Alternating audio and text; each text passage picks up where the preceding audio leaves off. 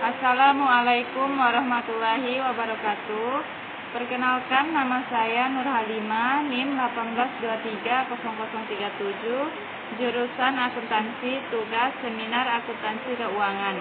Dosen pembimbing Bapak Febriandi Ananda, SE, MSI. Baiklah, saya akan menjelaskan artikel saya yang bertema IFRS Implementation, yang berjudul Penerapan IFRS dan Pengaruhnya Terhadap Keterlambatan Penyampaian Laporan Keuangan, Studi Empiris Pengusaha Manufaktur di Bursa Efek Indonesia periode tahun 2008-2010. Yang pertama, pembahasan yang terkait dengan tema. Dalam laporan keuangan, audit berisi tentang informasi laba yang dihasilkan, sehingga berdampak kepada keputusan para investor untuk membeli atau menjual kepemilikan yang dimiliki. Artinya, informasi laba dari laporan keuangan yang dipublikasikan akan menyebabkan kenaikan atau penurunan harga saham. Subekti Imam dan Novi 2004 menunjukkan bahwa pengumuman laba yang terlambat menyebabkan abnormal return negatif, sedangkan pengumuman laba yang lebih cepat menyebabkan hal yang sebaliknya. Keterlambatan laporan secara tidak langsung juga diartikan sebagai investor sebagai sinyal yang buruk bagi perusahaan. Oleh karena itu, diharapkan manajemen yang dapat menyeimbangkan manfaat relatif antara pelaporan dan ketentuan informasi andal. Untuk menyediakan informasi tepat waktu, seringkali perlu melaporkan aspek transaksi atau peristiwa lainnya diketahui sehingga mengurangi keandalan informasi. Sebaliknya ditunda sampai seluruh aspek diketahui. Informasi yang dihasilkan mungkin sangat andal tetapi kurang pengambilan keputusan. Yang kedua, kasus yang dibahas sesuai tema. Penerapan IFRS dapat menjadi salah satu faktor terjadinya audit delay dikarenakan masih sedikitnya pengetahuan masyarakat tentang IFRS dan juga IFRS dalam penjelasannya masih menggunakan bahasa Inggris. Menganut prinsip base rule, banyak disclosure menggunakan per value dan relatif baru yang diterapkan. Untuk itu perusahaan banyak waktu untuk memahami dan mempelajarinya.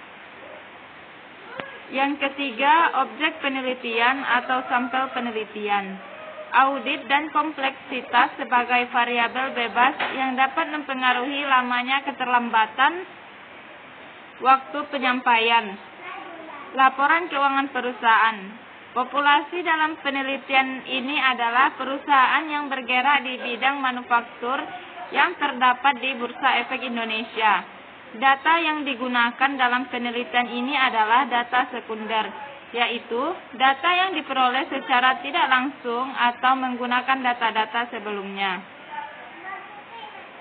Yang keempat, teknik analisis data.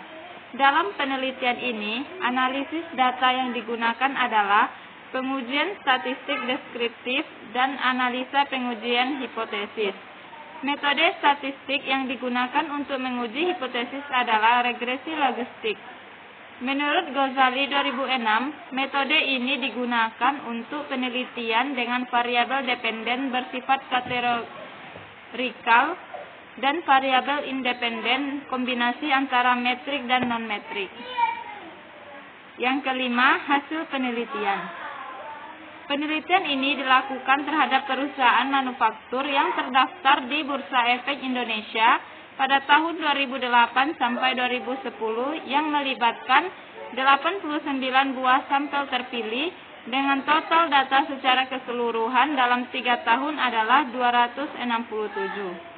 Berdasarkan hasil penelitian dan pembahasan mengenai pengaruh penerapan IFRS, ukuran perusahaan profitabilitas, ukuran CAP, opini audit, dan kompleksitas terhadap keterlambatan waktu penyampaian laporan keuangan, maka dapat diambil simpulan sebagai berikut, bahwa penerapan IFRS tidak berpengaruh secara signifikan terhadap keterlambatan waktu penyampaian laporan keuangan perusahaan. Namun demikian, arah koefisien regresi dalam penelitian ini bertanda positif, yang berarti bahwa jika suatu perusahaan melakukan penerapan IFRS, maka cenderung berpengaruh terhadap semakin tingginya tingkat keterlambatan waktu penyampaian laporan terkait dengan ukuran perusahaan berpengaruh secara signifikan terhadap keterlambatan waktu laporan keuangan.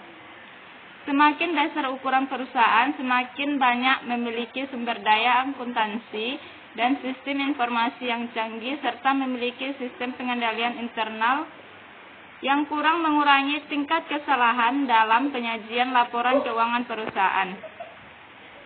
Sekian dan terima kasih. Assalamualaikum warahmatullahi wabarakatuh.